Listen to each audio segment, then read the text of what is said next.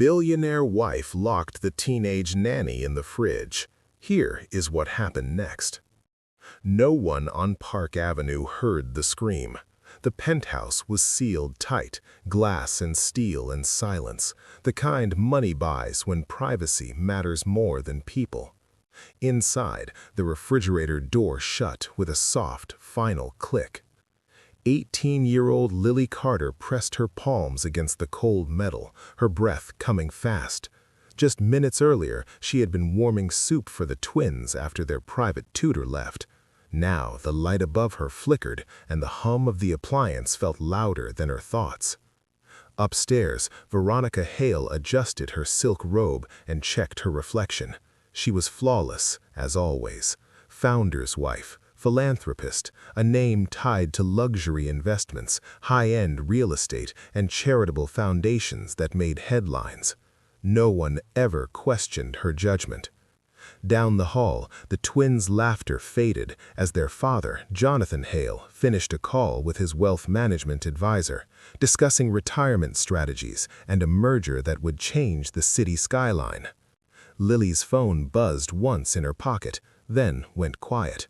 She thought of her mother back in Ohio, proud she'd landed a nanny job for one of America's most powerful families. This wasn't about soup, and it wasn't an accident. Something much bigger had already been set in motion. The cold settled into Lily's bones faster than fear. She wrapped her arms around herself, trying to slow her breathing.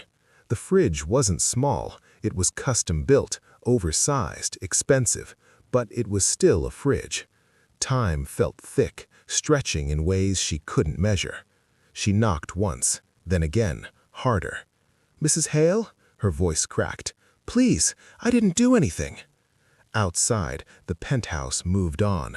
Veronica poured herself a glass of imported mineral water and sat at the marble-free kitchen island, simple, wood, minimalist, tasteful. She checked her phone. No missed calls, no alerts. Everything under control.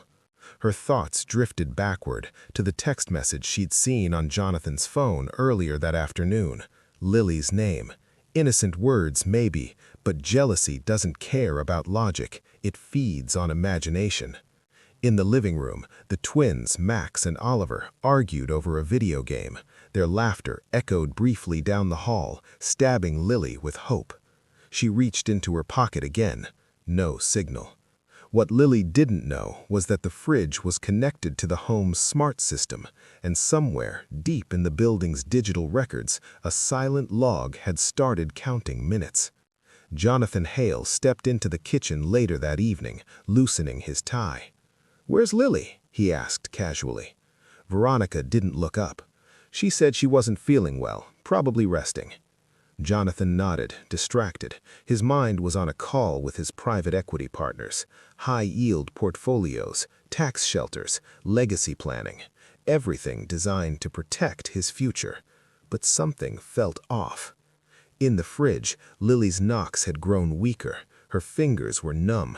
She whispered prayers she hadn't said since childhood. "Please, I'll do anything."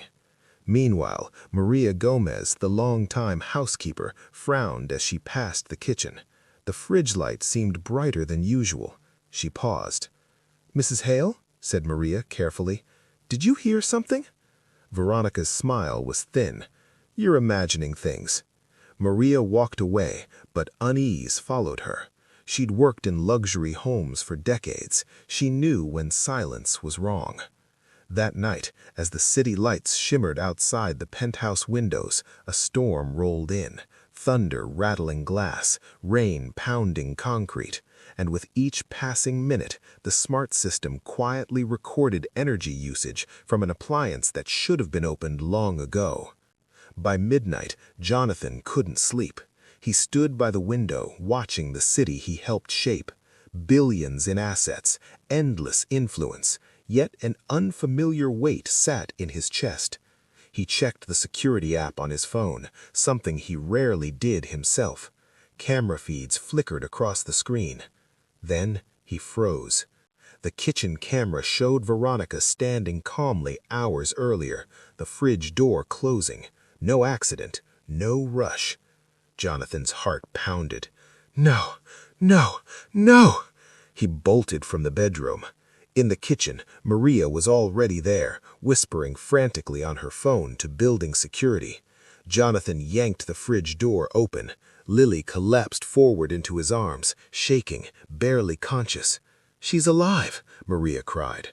Veronica stood frozen in the doorway. For the first time, her composure cracked. "This isn't what you think," her voice sharp but trembling. Jonathan didn't answer. He wrapped Lily in his jacket, his billionaire world suddenly meaningless compared to the fragile life in his hands. Sirens echoed in the distance, soft at first, then closer, and with them came consequences money could not buy away. Lily woke up in a private hospital room overlooking the city, warm, quiet, safe. Jonathan sat nearby, eyes red, suit wrinkled. "You're going to be okay," he said softly. "I promise." Tears slipped down Lily's cheeks. "I just wanted to work, help my mom. I never meant to cause trouble." Jonathan swallowed hard. "You didn't." Across town, Maria sat alone in a holding room, her lawyers silent for once.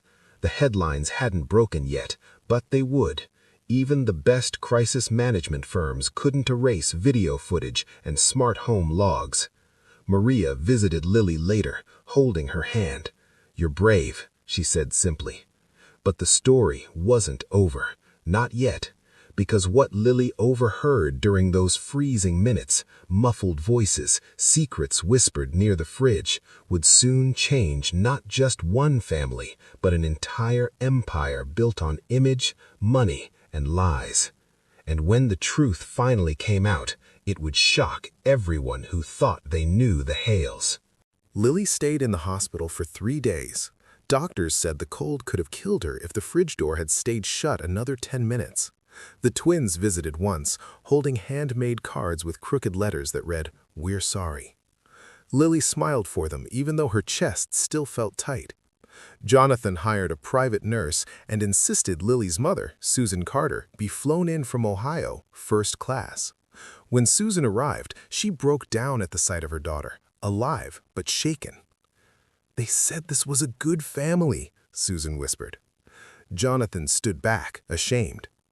"They trusted us," he said quietly. Meanwhile, Veronica's arrest became public.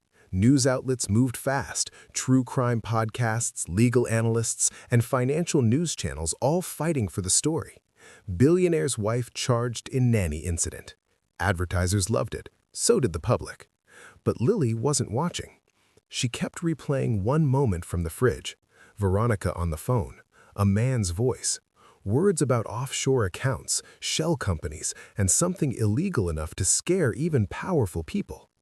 Lily hadn't understood it all, but she remembered enough. And soon, federal investigators would want to hear every word. The investigators came on a quiet morning.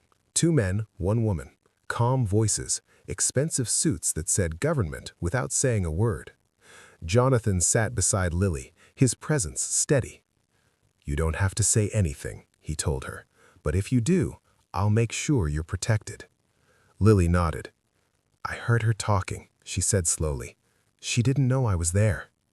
She described the names, the numbers, the fear in Veronica's voice, how she said, "If this gets out, Jonathan loses everything." The room went silent. The agents exchanged looks. One of them closed her notebook. "This changes things," she said.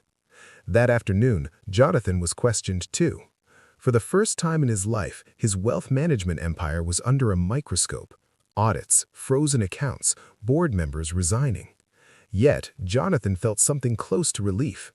"If my success came from lies," he said later to Maria, "then it was never success." Lily watched him differently now, not as a boss, as a man finally choosing the right thing. Weeks passed. Veronica's trial dominated the media. Luxury brands pulled sponsorships, foundations shut down, friends disappeared. In court, Lily testified. Her voice shook at first, then steadied. She told the truth, every detail, every minute. Veronica avoided her eyes. Outside the courthouse, cameras flashed, but Lily focused on her mother's hand in hers. Jonathan made a public statement that shocked investors. He accepted responsibility for what he failed to see. He stepped down as CEO. He pledged full cooperation. Stocks dropped. People panicked. But something else happened too. Messages poured in from parents, from former employees, from people tired of power without accountability. One night, Jonathan visited Lily and Susan at their temporary apartment. He brought paperwork. "I've set up a trust. Education, housing, long-term security." Susan shook her head. "You don't owe us." "I do, and I need to do this." Lily looked at the papers, then at him. "I just want a normal life." Jonathan smiled sadly. "After all this, so do I." The verdict came on a rainy afternoon. Guilty on all counts. Veronica didn't cry. She simply nodded, as if confirming something she'd known all along. Jonathan attended quietly, sitting far from the spotlight. When it was over, he walked out alone. Months later, the Hale penthouse was sold. The twins moved with Jonathan to a smaller place downtown, closer to school, closer to real life. Maria stayed on, not as staff, but as family.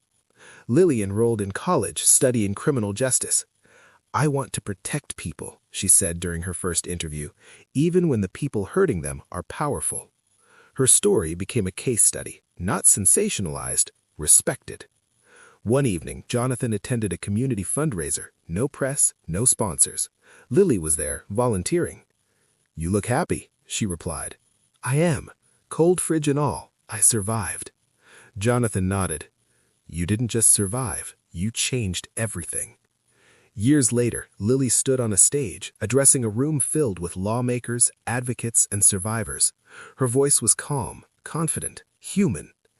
"Justice doesn't begin with power," she said. "It begins with courage." In the audience, Jonathan clapped quietly, pride in his eyes. The twins, older now, smiled wide. The story the world remembered wasn't just about a billionaire wife or locked fridge.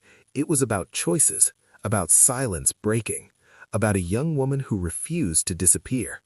That night, Lily called her mother. "We did it," she said. Susan laughed through tears. "You always were stronger than you knew." As the city lights glowed outside Lily's window, she thought back to the cold, the fear, the silence, and how it led her here. Sometimes the darkest moments don't end you, they reveal you. And that was what happened next.